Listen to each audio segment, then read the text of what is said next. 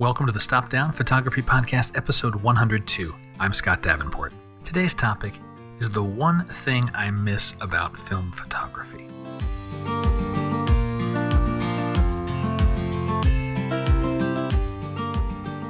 Hi, welcome. Thanks for joining me. I'm glad to be back for another chat about photography, this shared passion of ours.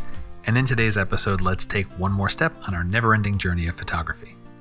So straight out of the gate, let me say it, I love digital photography, and I have zero intention of going back to film.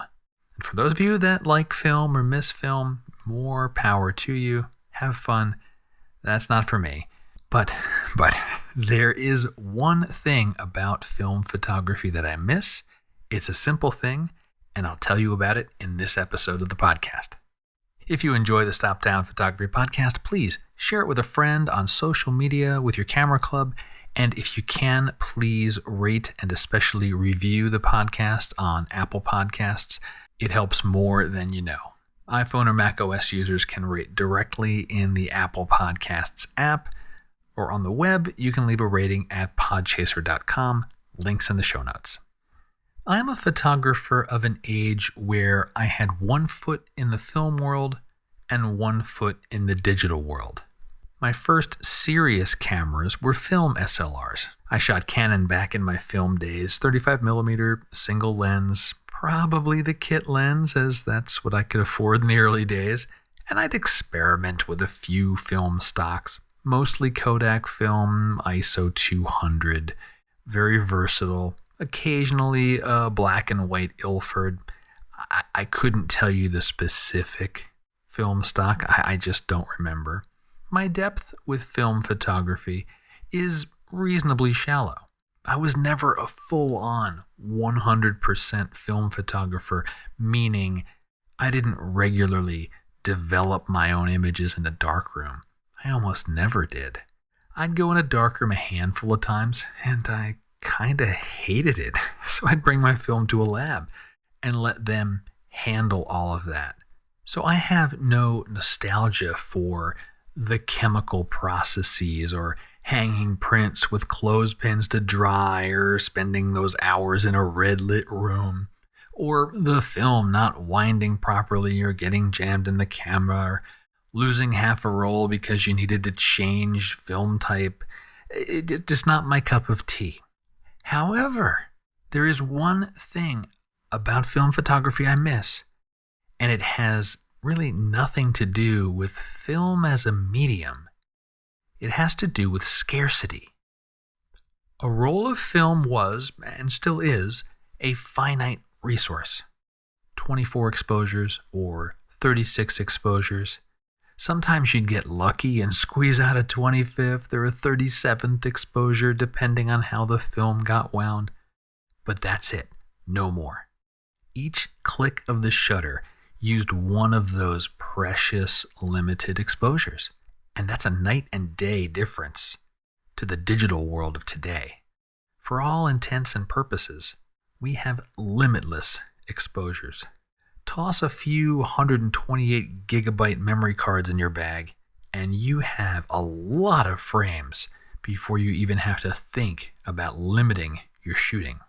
So, speaking from the perspective of a landscape photographer, what is it about the finite resource that is a roll of film?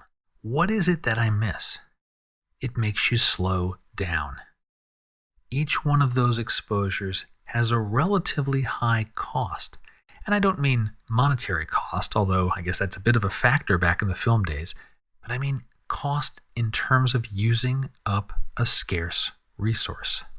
With a limited number of chances to take a photo, you'd arrive on location, and the first thing you would do, you had to do, is look around, use your eyes, walk around, you explore the space. You weigh the different options, you consider various compositions, and then set up to capture photos. That roll of film, that little canister, almost forces a landscape photographer to consider more, to make you pick and choose, not spray and pray. Everything else about film, the lack of immediate visual feedback. Did I get that exposure? Did I not? Shooting at the ocean, did I capture the wave the right way? The waiting to get the images developed, the not knowing until you get the negatives back or the prints back. Did you get the shot? Darkroom work, I kind of already said my piece on that. I don't miss any of those things. I cherish the freedoms that digital photography gives us all. Yet I do miss that external force that made me slow down. And of course, with some discipline, we can all look before we leap into capturing frames. We get on location, take those moments, explore the space, find the better compositions, and then start photographing. But that burden is back on the shoulders of the photographer. It's on us. In the digital age, we don't have a little yellow or black cylinder to temper our impulses to shoot, shoot, shoot.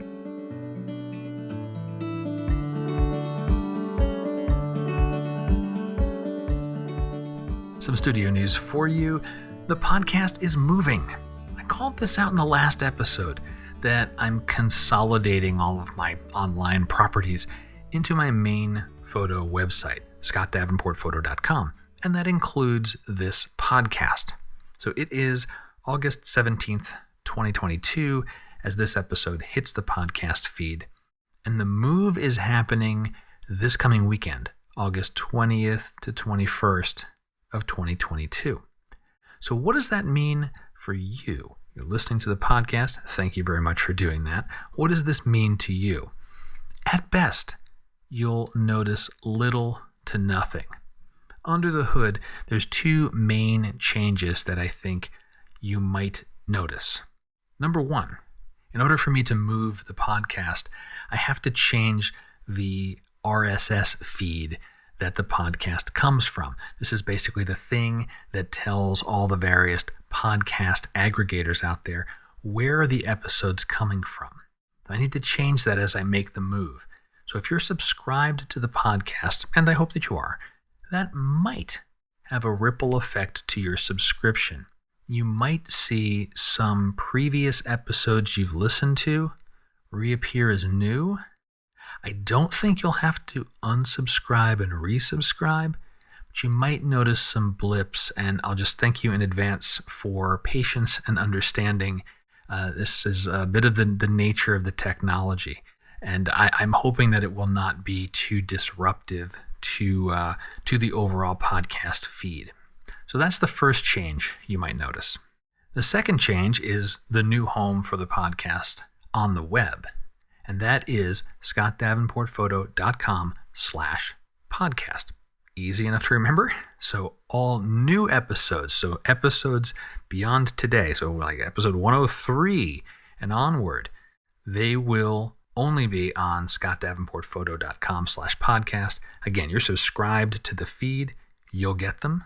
And on that same website, I will continue to have individual blog posts with, a photo of it has to do with the episode, or if there's any resources I mentioned, the same types of things you find in the show notes. So if you have been listening on the web, listening over at stopdownpodcast.com, you'll be able to continue doing that at the new site. And speaking of stopdownpodcast.com, that website will go into suspended animation, and a couple of months from now, it will have spun down, and I'll be working over those months to get all of the redirections working. So if you had an old episode bookmarked or something, it'll jump you to the new home. So net, if you notice a little oddity in the podcast feed over the weekend, it's because I'm moving the podcast. That RSS feed has to change. The episodes are migrating to a new home. I'm taking as many steps as I can to make this change as seamless and as invisible to you as I can. But if you notice a glitch, just know it's temporary. And in the worst case, an unsubscribe or resubscribe cleans things up.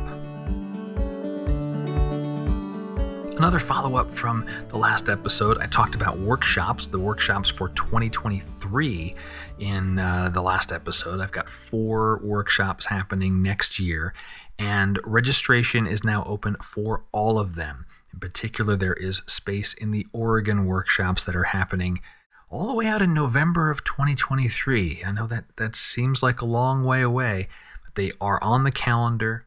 All the information about those workshops, registration information, if you are interested in joining me in Oregon next year, check it out. Links are in the show notes directly to the workshops page on scottdavenportphoto.com. As I said in the last episode, I'm getting myself ahead of the curve with 2023 planning, because 2022 kind of snuck up on me a little bit, and that I didn't want to repeat for next year. Wanted to make sure workshops were on the books, planned, and ready to go. And I'm looking forward to them already. And November seems like a long way away. November 2023 seems like a long way away. But it's gonna get here faster than you think. So if you're interested in joining me on a workshop in 2023, check the show notes. All the details are there. I think that'll wrap it up for this episode. Before I go, thanks to everyone that has shown their support for this podcast. That might be a message to me saying, hey, like this episode, or questions. I get some questions about follow-ups to things I talk about here. Of course, the comments, social shares, ratings and reviews in your favorite podcast app. Thanks very much to everyone that's doing that. And if you are interested in learning more ways that you can support this podcast, check the show notes. There is a support my work button on every page of scottdavenportphoto.com.